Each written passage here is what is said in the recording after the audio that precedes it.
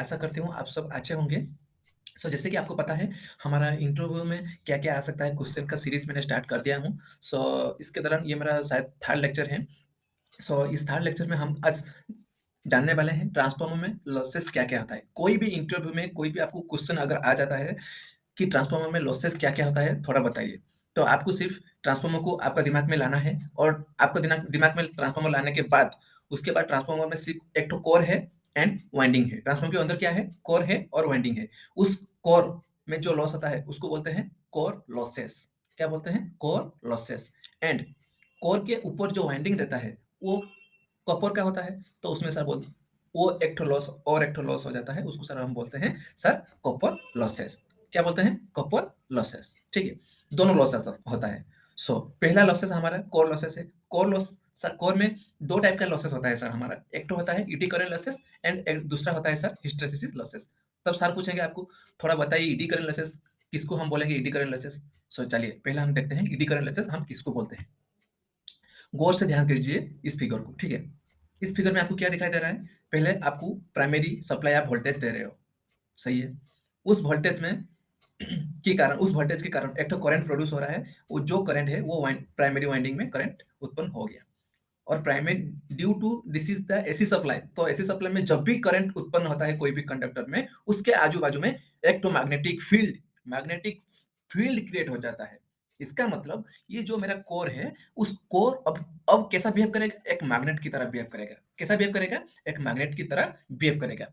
And उस core के अंदर मेरा फ्लक्स जा रहा है दूसरी वाइंडिंग में और सेकेंडरी साइड में। जब मेरा वो जो मैग्नेटिक फील्ड जब लिंक करेगा किसके साथ? सेकेंडरी कॉइल के साथ, तब मेरा सेकेंडरी में एक ठो वोल्टेज उत्पन्न होगा। कौन से प्रिंसिपल के? Faraday law of electromagnetic induction के प्रिंसिपल के दौरान मेरा सेकेंडरी साइड में एक तो मेरा वोल्टेज उत्पन्न हो जाएगा। इतने बात समझ में आ गया? अगर सेकेंडरी साइड में मेरा वोल्टेज उत्पन्न हो गया, तब मेरा सेकेंडरी साइड में करंट जरूर फ्लो करेगा। है कि नहीं? बात समझ में आ गया? उसके बाद देखो, सेकेंडरी साइड में बात ये है कि कैसे वोल्टेज उत्पन्न हुआ इसमें। ना इसमें अगर फ्लक्स लीकेज किया और फ्लक्स उस कंडक्टर को कट किया, उसके कारण सेकेंडरी साइड में मेरा वोल्टेज उत्पन्न हुआ। आप एक बार सोचिए, ये जो मेरा कोर मैंने यूज किया हूँ, ये बीच वाला पार्ट में, तो उस कोर में क्या मेरा करंट फ्लो नहीं करता है? आप बोलोगे सर जरूर फ्लो करता है। अगर मेरा करंट फ्लो करता है, तो उस कोर में क्या मैग्नेटिक फ्लक्स, जिसको हम बोलते हैं मैग्नेटिक फील्ड मेरा क्या क्रिएट नहीं होगा? आप बोलोगे सर क्या बात कर रहे हो? इसमें कोर में भी मैग्नेटिक फील्ड क्रिएट होगा। अगर मैं बोलूंगा कोर में अगर मैग्नेटिक फील्ड क्रिएट होगा, तो क्या उस मैग्नेटिक फील्ड मेरा जो कोर है उसको भी कट कर रहा होगा? कोर तो वन टाइप ऑफ मेरा कंडक्टर है ना, वन टाइप ऑफ वो किस में बना हुआ है? सिलिकॉन स्टील में बना हुआ है। तो वो तो मेरा कोर वन टाइप ऑफ मेरा कंडक्टर। तो उसमें अगर मैग्नेटिक फ्लक्स कट करेगा किसको? मेरा कोर को। तो उस कोर में एक तो वोल्टेज प्रोड्यूस होगा कि नहीं होगा? आप बोलो। पहले बात आप बोलोगे सर इस कोर में सर मेरा मैग्नेटिक फ्लक्स के कारण, और मैग्नेटिक फ्लक्स जब मेरा कोट किया इस कोर को, तो उसमें एक साथ वोल्टेज प्रोड्यूस हुआ। क्यों प्रोड्यूस हुआ? सर जैसे कि हमारा सेकेंडरी साइड में जो हमारा कॉइल के अंदर जब फ्लक्स लीकेज करता है और कॉइल को जब फ्लक्स कट करता है, तब मेरा सेकेंडरी साइड में जब वोल्टेज इंड्यूस हो सकता है। तब क्यों नहीं इंड्यूस हो सकता है मेरा कोर के अंदर फ्लक्स वोल्टेज? सॉरी, वोल्टेज क्यों नहीं इंड्यूस हो सकता है कोर के अंदर? आप बोलोगे बिल्कुल सर, कोर के अंदर भी वोल्टेज इंड्यूस होगा। क्यों इंड्यूस होगा? क्योंकि सर मैग्नेटिक फ्लक्स मेरा कोर को भी कट कर रहा है ना, मेरे कोर को भी तो मेरा वो कट कर रहा है। इसके कारण मेरा कोर में ही तो सर एक तो वोल्टेज प्रोड्यूस हो जाएगा। ठीक है, आपकी बात सही है। अगर कोर में वोल्टेज प्रोड्यूस होगा, तो कोर में करंट भी प्रोड्यूस होगा ही होगा। है कि नहीं? आप बोलोगे सर सही है। अगर कोर में करंट भी प्रोड्यूस हो जाएगा, उस करंट क्या करेगा?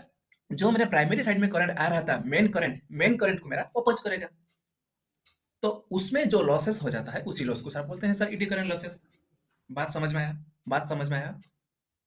ठीक है, आ गया बात समझ में। इसको सर क्या बोलते हैं? सर ईडी करंट लॉसेस क्या होता है? फिर दोबारा बोल रहा हूँ।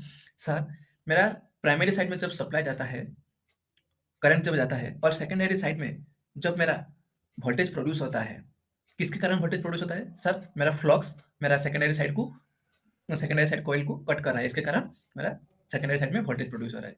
सर उसी फ्लक्स कहाँ पे कट हो रहा है? सर मेरा जो मैं कोर लिया हूँ, तो उस कोर को भी सर मेरा उस फ्लक्स कट कर रहा है। तो इसके कारण कोर में भी सर एक तो करंट, एक्स्ट्रा करंट उत्पन्न हो जाता है।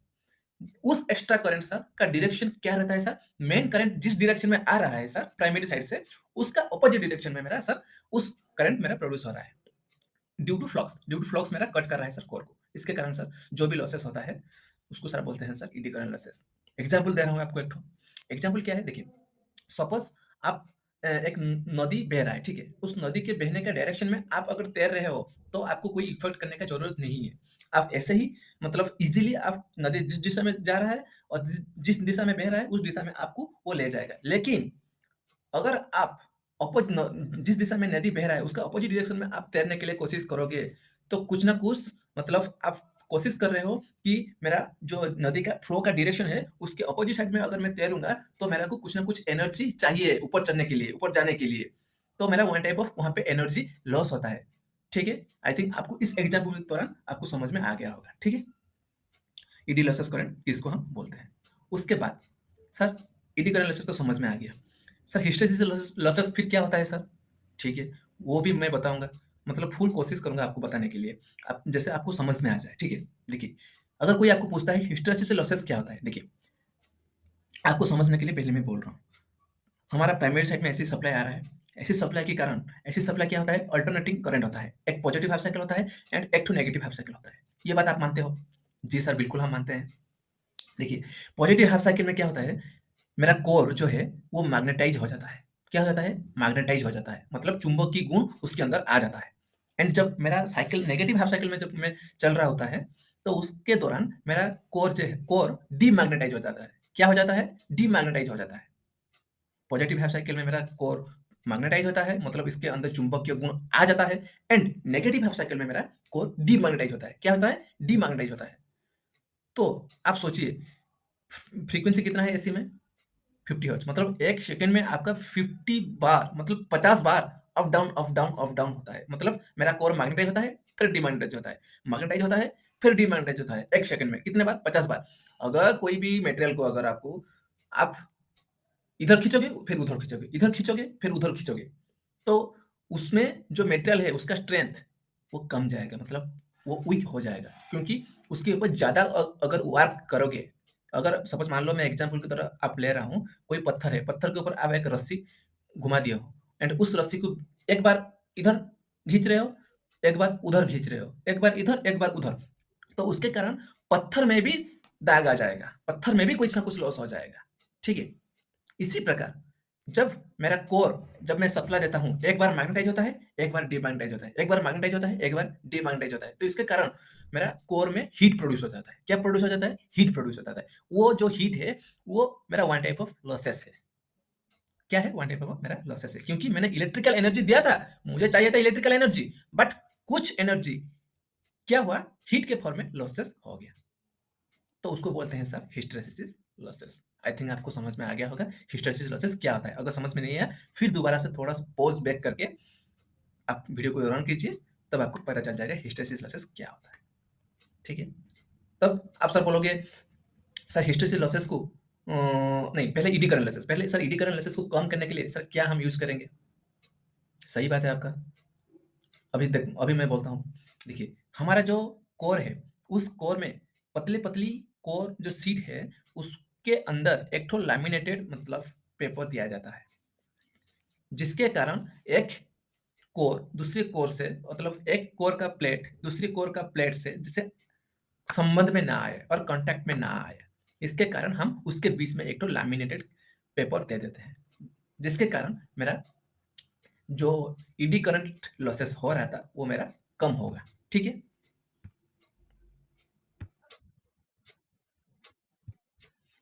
फिर आप बोलोगे सर ईडी करंट लॉसेस कम करने के लिए सर हम लैमिनेटेड यूज़ करते हैं कोर के बीच में।